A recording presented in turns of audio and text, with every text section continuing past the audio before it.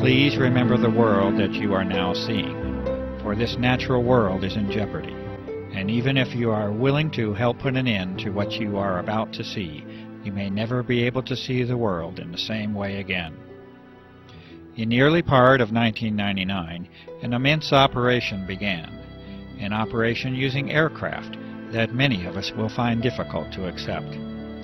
This operation involves a dispersal of massive amounts of fine materials into the atmosphere, and the implications of these actions are grave and far-reaching, and they strain the limits of understanding. There will be counterclaims to the evidence that is presented within this film, and you will be told that all is normal and as it should be. You will be told that there is nothing to be concerned about, and that all is as it has always been. Your eyewitness accounts will be dismissed as unreliable.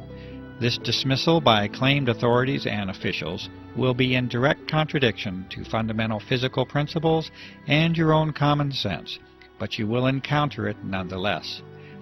This dismissal now spans a time period of more than 5 years, and it accompanies a grassroots awareness that has been reached by millions of concerned and engaged citizens. From this point on, I urge you to use your own mind to reach your own conclusions on the truth of the matter.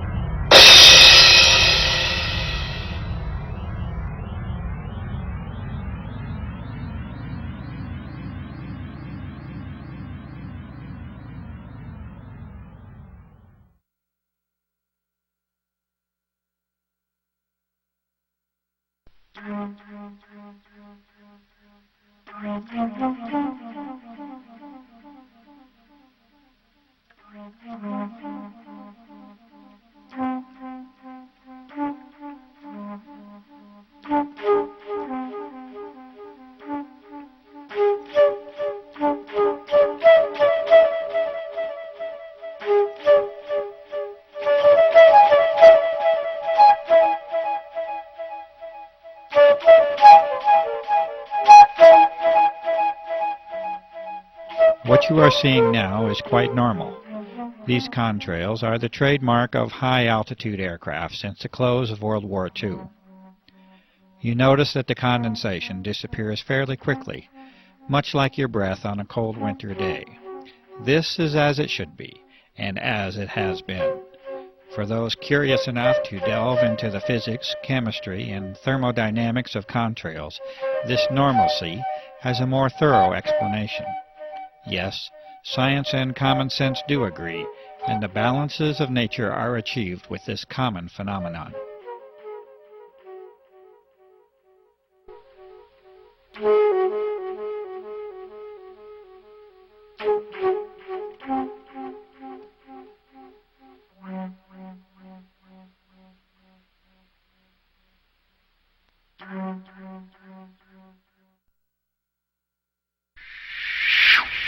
And now we must take a different turn, a turn to explore an unusual world that now surrounds us, and yet a world that many of us remain unaware of.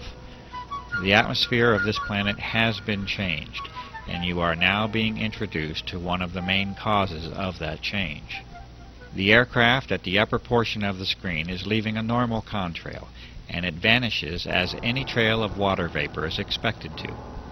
But beneath it you see an aircraft emission that is stationary, thick, continuous, and persistent, and it must eventually be concluded that it is not primarily water vapor.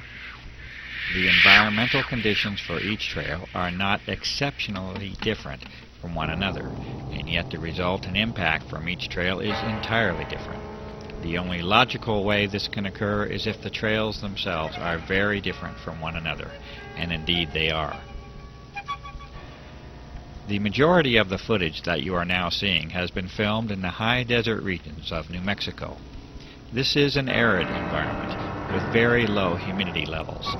It is, in fact, a classic region for conventional contrail formation. Contrails themselves can and do form easily in a low humidity environment. In the past, the passing of a short-lived contrail in the high, clear desert sky was an innocuous and frequent occurrence. Cold and dry conditions, exactly those conditions that are normally found in the upper atmosphere, are extremely favorable to contrail formation.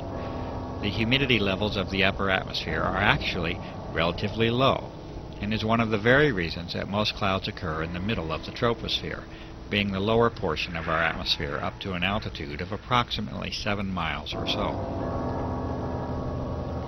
As this examination of our atmosphere continues, we will be now required to consider 4 types of events or phenomena. In addition to the customary existence of clouds and contrails, we must now consider a new entry, that of the aerosol. An aerosol is a solid particle in suspension, either in a liquid or a gas, and in this case we are considering the atmosphere as the gas to study.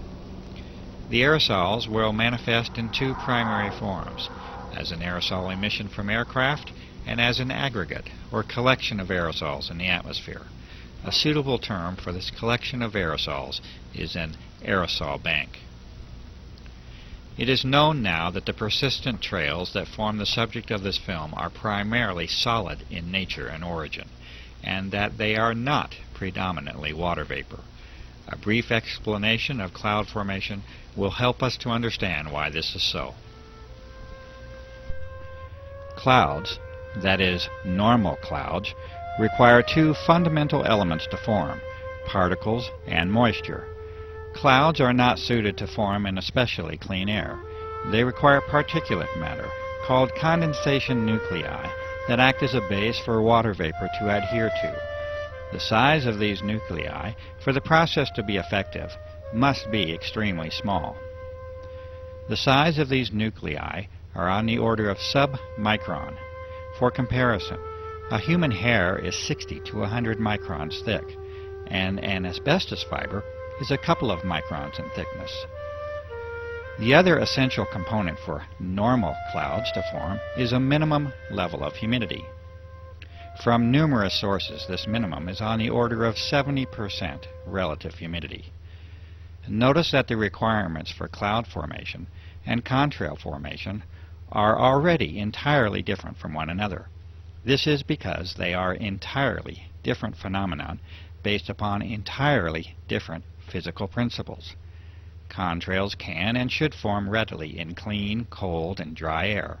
Normal clouds, on the other hand, require higher moisture levels and a particulate or aerosol base from which to develop.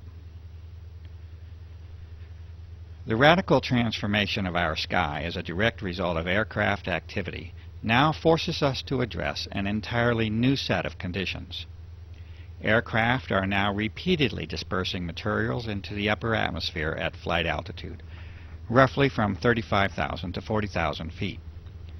These materials expand rather than evaporate, and they usually transform into an unsightful haze that over the recent years has decreased our general visibility down to ground levels. One of the remarkable facts is that this commonly now occurs at very low levels of relative humidity, on the order of 30 to 40%.